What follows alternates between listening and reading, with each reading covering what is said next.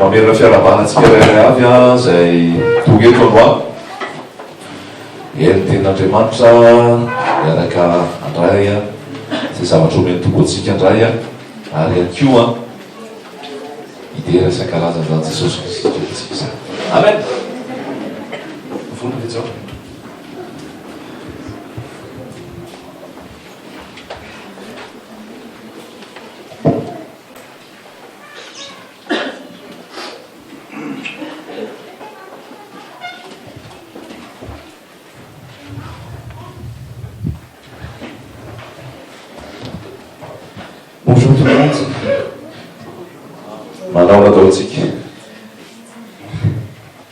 C'est le jour où normalement je suis devant et j'ai oublié ma Bible. Ça aussi c'est toi.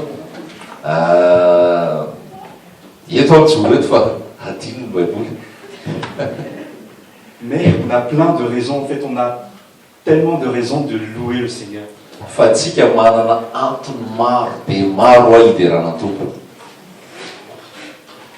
Je suis vraiment un peu démuni, mais c'est pas grave, on va aller dans Apocalypse.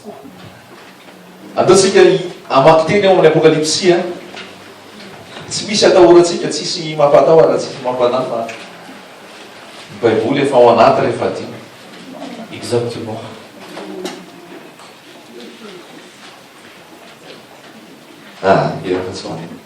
Apocalypse 13, hein, je vous attends.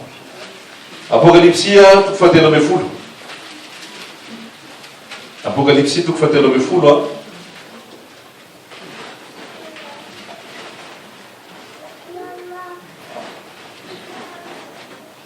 On va parler en fait de la pierre angulaire, on va parler de Jésus. Iresaka nyamni vato fezoro. Iresaka Jésus. Alléluia. C'est quoi une pierre angulaire? Une pierre angulaire, c'est une pierre qui relie deux faces d'une maison, en fait, d'un bâtiment. C'est ce qui fait le lien entre ces deux. Il n'y a pas de fezoro. Il n'y a pas de pierre angulaire, ils appellent en français. Ni vato fezoro, des maptabatra ridrina anankiroa. Zany hoe eo ampovoany iny a dia mampitambatra mampiraikitra ny ridrina anankiroa.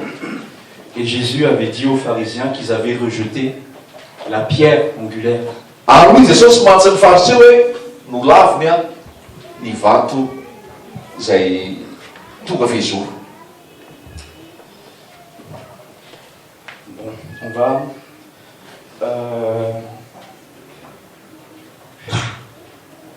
va commencer par le premier verset, on va aller jusqu'au 8. Apocalypse tonga fahatelo ambin'ny folo a tonga amin'ny andininy voalohany a ka hatramin'ny andininy fahavalo. Si quelqu'un peut lire à ma place en malgache, je pense pour tout le monde ce sera dia mba misy ray mamaky amin'ny teny malagasy zay manana micro eo akaikaiky eo azafady a mba hazava kokoa izy amin'izay fotoana zay.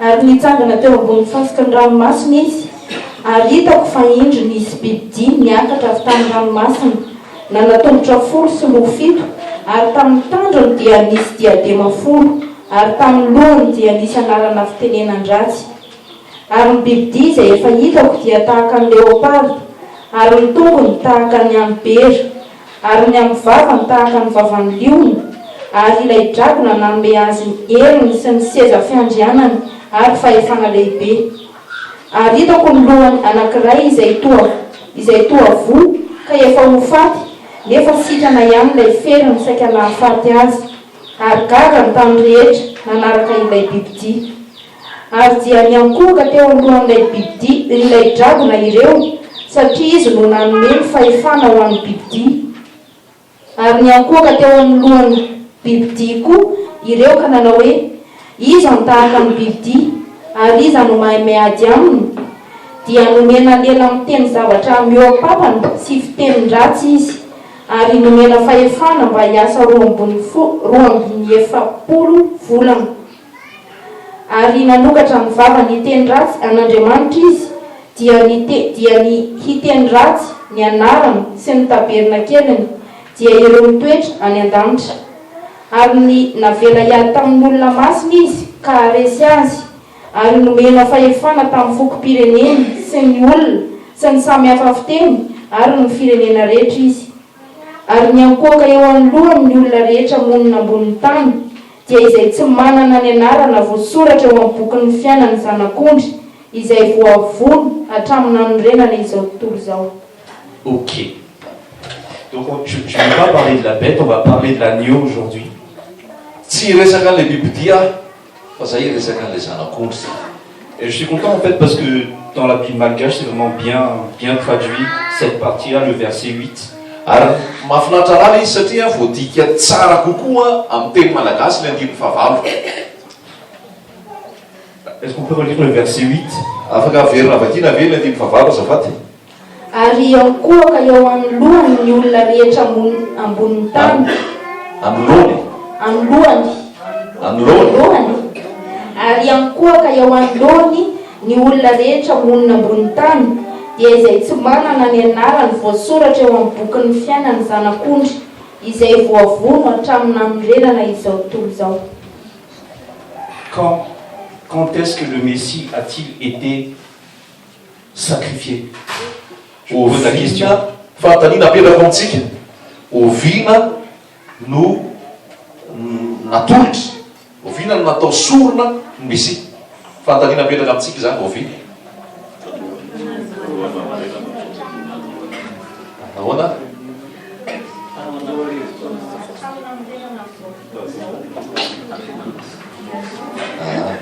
Oui, c'est bien ce qui est écrit.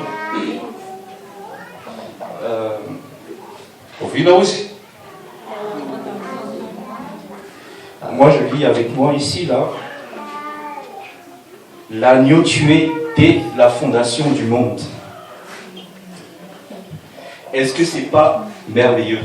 Voasorana izy hoe ilay zanak'ondry izay novonona vao nanomboka ny fiandro azy zao tontolo zao. Dès la fondation du monde. Dès la fondation du monde. Je ne sais pas quelle est ta fondation, mais la fondation du monde, c'est quoi? C'est l'agneau sacrifié.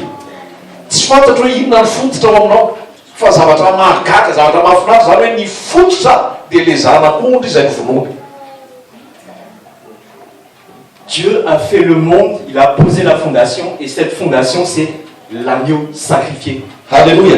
Andriamanitra nahary zao tontolo zao aoka hiaintsaratsika misy afatra lehibe tiana ho fantatrao ty androany ty alalanao ampiorina tsara ny fonao ary ampitoetranao tsara. Andriamanitra rehefa nahary zao tontolo zao dia misy fototra ary le fototra nanorenana zao tontolo zao dia tsy iza fa le zanak'ondry. Zay ny fototra. L'agneau sacrifié. Lay zanak'ondry novonona natao sorona.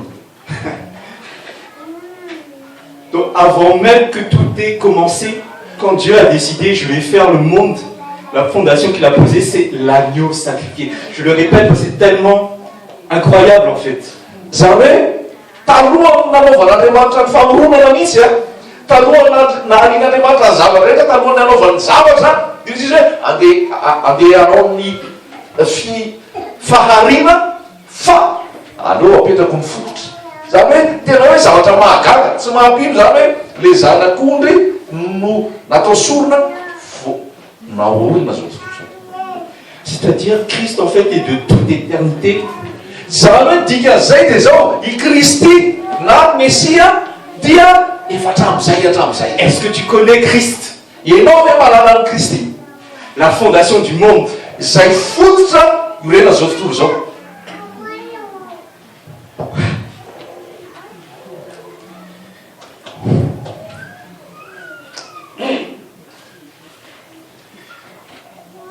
Nous sommes des hommes.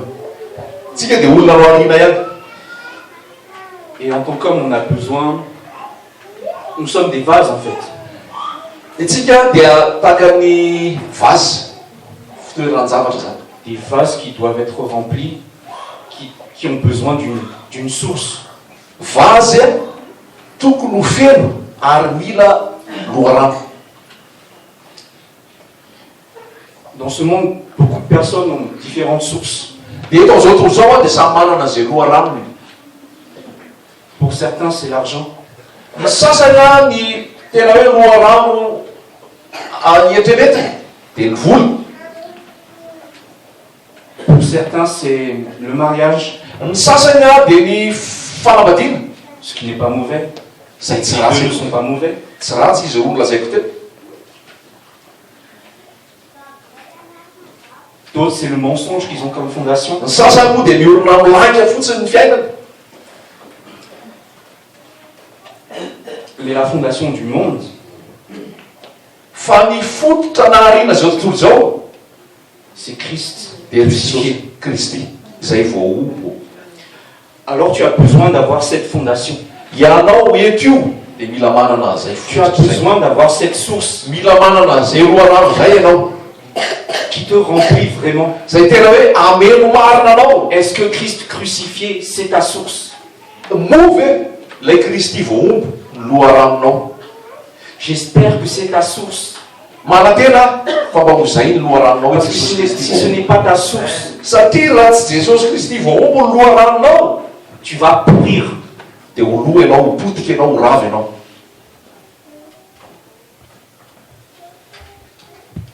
Dieu lui-même dans sa sagesse, Andriamanitra tao anatin'ny fahendreny nahary zao tontolo zao, lui qui détient la sagesse, izy ilay tompony fahendrena il sait qu'il faut une fondation pour faire les choses. dia izy nahalala hoe rehefa hanao zavatra anankiray dia mila misy fotony. Sois sage comme Dieu. Mba endre tahaka an'Andriamanitra, Et la bonne fondation. manana le fototra tsara ianao. Et la bonne fondation. Tu as besoin de Christ crucifié. Je ne sais pas comment ça se traduit dans ta vie.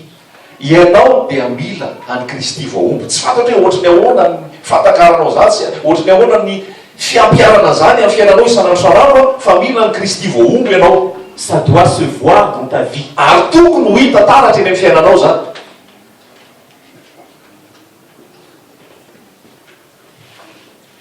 Si tu as été menteur, Raha olona mpanaika na lalànanao, si tu as pris Christ crucifié dans ta vie, tu n'es plus menteur. fa raha toa ianao ka niaona tamin'ny Kristy ary nandray an'ilay Kristy voaombo, dia tsy ho mpandainga intsony ianao.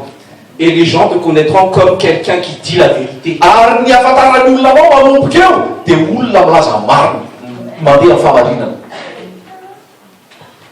Si tu as été quelqu'un qui n'aime pas les gens, Raha ohatra ianao le olona tsy tia olony reny, olona makahala olona, à cause d'une blessure qu'on t'a faite, satria naratra ny fonao noho ny zavatra nataon'olona anankiray na olona maro. si tu as pris Christ crucifié comme fondation, Raha toa ka Kristy voaombo ny fototry ny fiainanao, on te connaîtra comme quelqu'un qui aime les gens. dia ny ahafantarana anao dia olona tia olona, tia ny olona rehetra.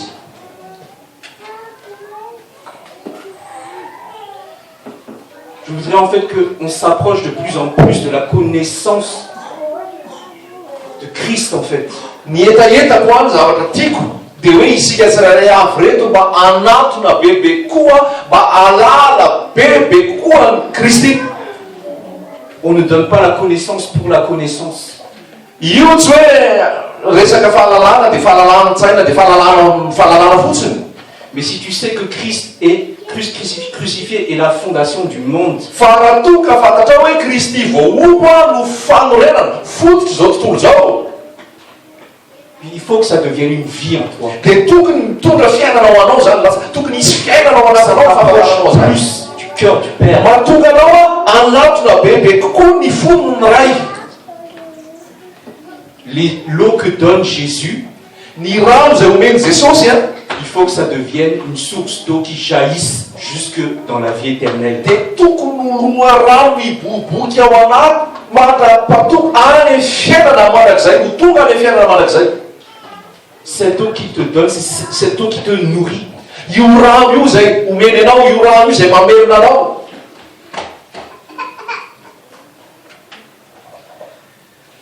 La parole de Dieu, elle te nourrit, c'est une parole vivante. Ny tenin'Andriamanitra dia mamahana anao, ny tenin'Andriamanitra dia mamoky anao, ny tenin'Andriamanitra dia teny fiainana, teny velona. Elle n'est pas restée dans un livre. Tsy mijabo ao anaty boky fotsiny io dia misoratra ao anaty boky zay. Le mot Bible veut dire un ensemble de livres. Ny dikany hoe Bible na Baiboly dia fitambarana boky maromaro. Mais où est la parole de Dieu? fa aiza ny tenin'Andriamanitra. On va voir Deutéronome 30. Dia nao sika hijery ao amin'ny Deutéronomie toko fahatelopolo.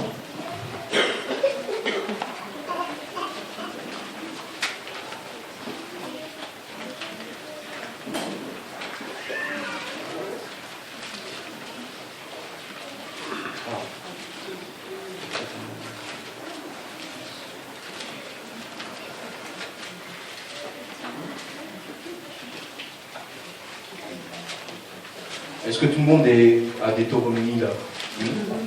Mamarana Deutéronomie daholo ve nareo? Deutéronomie toko fahatelopolo. On va voir où est la parole de Dieu. Ho hitatsika hoe aiza moa zany tenin'Andriamanitra. Car cette parole est près de toi, verset 14. Verset 14. Andininy fa efatra ambin'ny folo ny Deutéronomie toko fahatelopolo.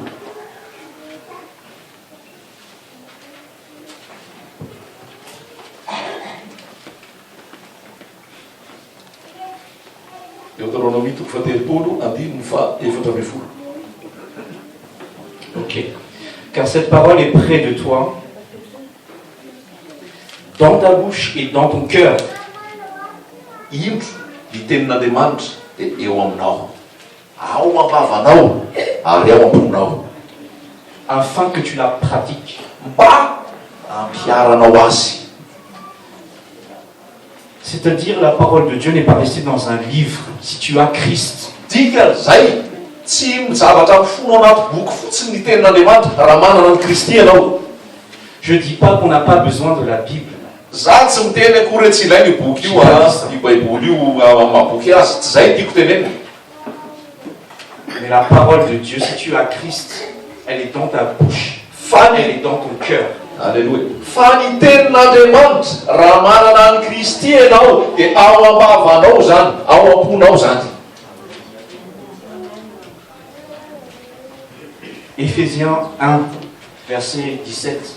Efesianina toko voalohany andiny fafito ambin'ny folo. Efesianina toko voalohany andiny fafito ambin'ny folo.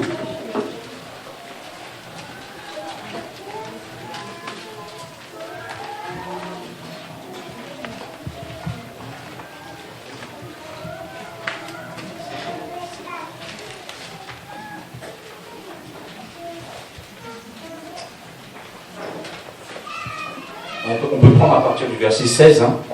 Afaka raisika ny andininy fa manomboka amin'ny andininy fahenina ambin'ny folo. Efesianina toko voalohany andininy fahenina ambin'ny folo.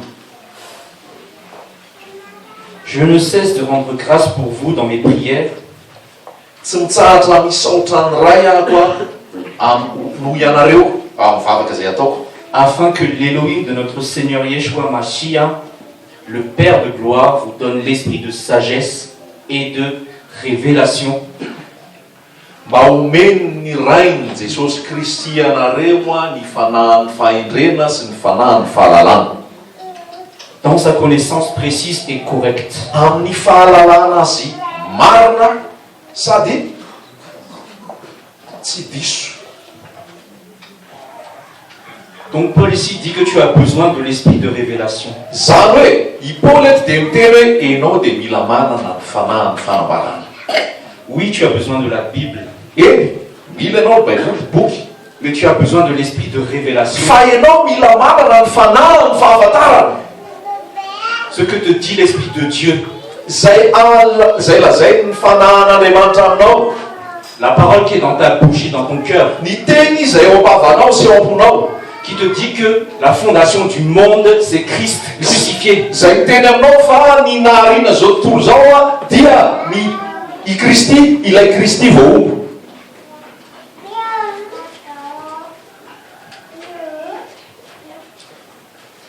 Que cela vraiment puisse devenir une vie à l'intérieur de vous, que vous puissiez vraiment rechercher cette révélation qui vient de l'Esprit.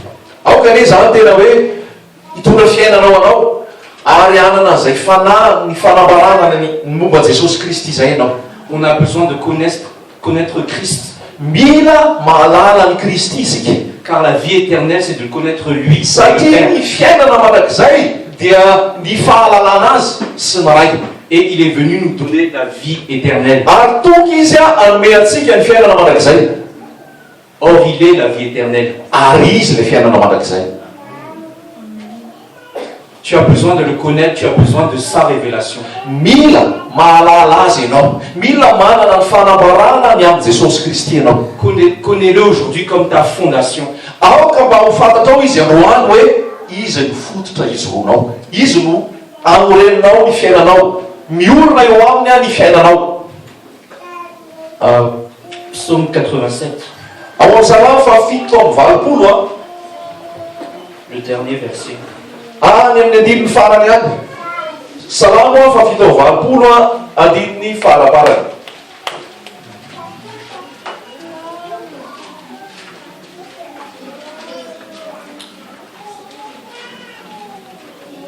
« 87 ans. Salamo fafito amby valopolo a.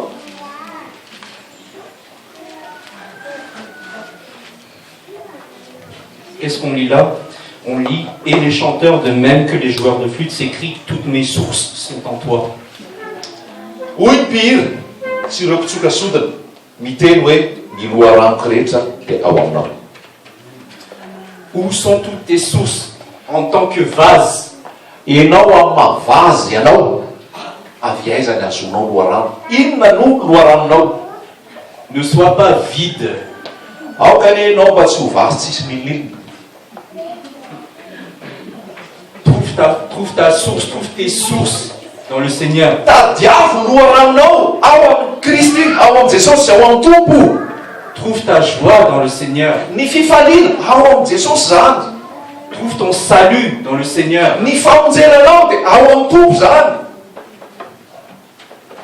Trouve ta nourriture dans le Seigneur, ce que tu manges là. Ny hanina mahavelonanao io ao amin'ny Jesosy zany.